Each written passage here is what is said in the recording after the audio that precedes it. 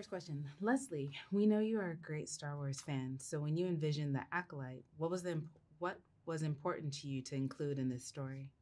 It was important for me as audiences were brought into this world that they both felt like it was a clean entry point. They didn't necessarily need to know Star Wars backward and forward in order to enjoy it, but that fans of the franchise and of the EU and of the High Republic books would recognize a lot of things that they already knew and that they expect from this type of media. So I wanted to do both, honestly, when I approached this. And I hope that the show captures both of those audiences. Amandla, how did you approach playing two characters, May and Osha? What was the most challenging aspect of that? Ooh, well, my approach, I really felt like I needed to know the characters inside and out if I was going to be oscillating between them. And so I wrote really long backstories for both of them and had it as kind of like a Bible for myself that I could always reference so I could understand like their core struggles, which I felt like were already written in such a complex way by Leslye. But, I would just go through the scripts and pick apart subtext so I could really understand like what drove these two people.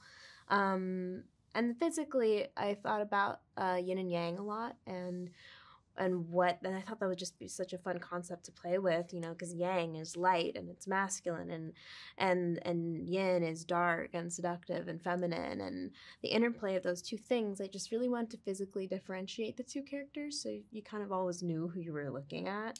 The most challenging thing was scheduling. that was the hardest thing because I'm playing two characters, and throughout a day maybe I'm switching back and forth between them, and then also trying to find time to learn all my stunt choreography, not just for one of them but for both of them. And yeah, I was just always busy. Yeah, I felt that for you. Yeah. The whole time I was like, I don't know how she is doing this, but she is doing it. It was astonishing to watch, not just your performance, but the mental and physical energy that it took to execute both those performances was superhuman. I still can't believe you did it. I mean, I can believe you did it.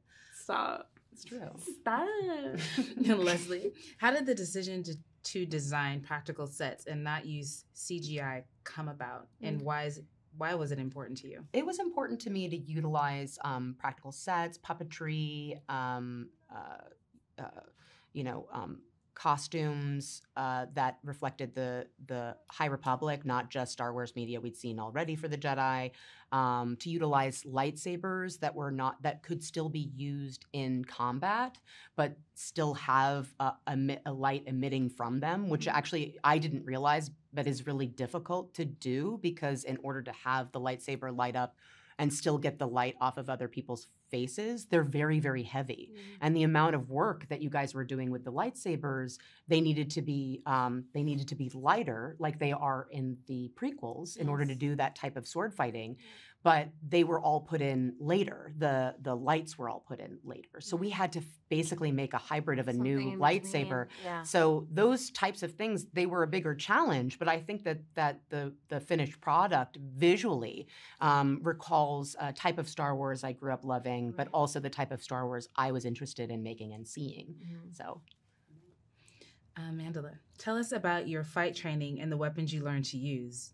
Do May and Osha have different styles? Yes.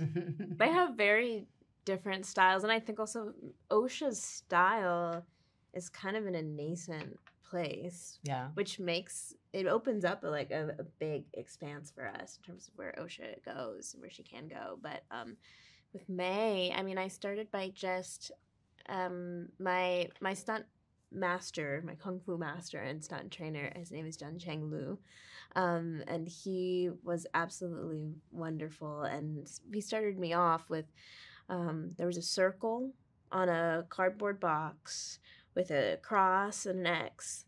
And I would just trace them over and over again until the tape in the box would be taken away. And then I would be able to do those movements in the air without any sort of guidance. And then we practiced punches and kicks and like roundhouse punches and kicks. And just slowly developed until like I had enough of a foundation to do the pick up the stunt choreography quickly, which ended up being really important, you know, because I was 2 characters.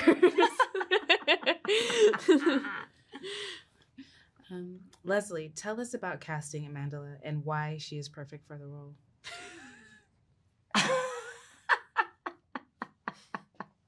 She's perfect because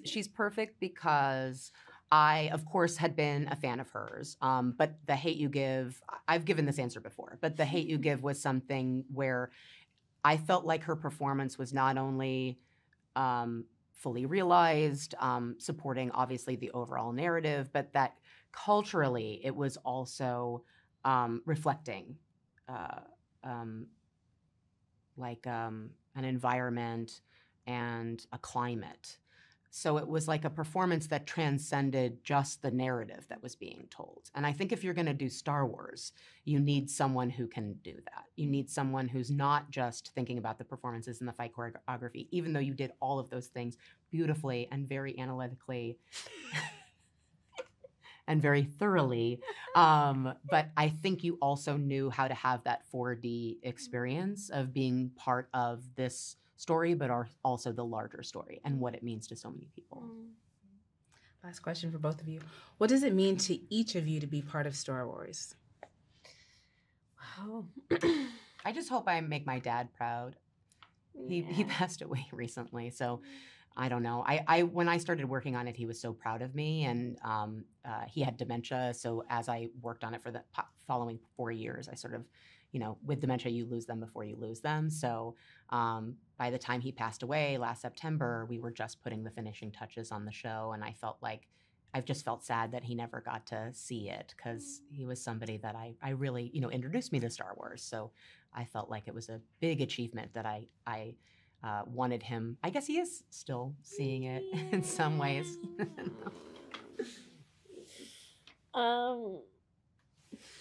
That was a deep answer. Probably not what you were looking for. That's the truth. I'm proud of her. Oh, thank you. I'm proud of you too. I love you. Yeah. What does it mean? Try to follow that up. Yeah. Go ahead. Try. It means I mean, Star Wars, I think why it's so universally loved is because it has so many spiritual messages and so many messages around what it means to be a person, how hard it is to be a person, how we're always faced with these challenges that can compromise maybe our set of ethics or what we believe in, and staying true to what you believe in can be so challenging. And there's so many forces in the world that are so much larger than us that are hard to contend with. But ultimately, if you surrender and you surrender to the force that is larger than you, and you let that guide you, you honor yourself and the people around you. Yeah.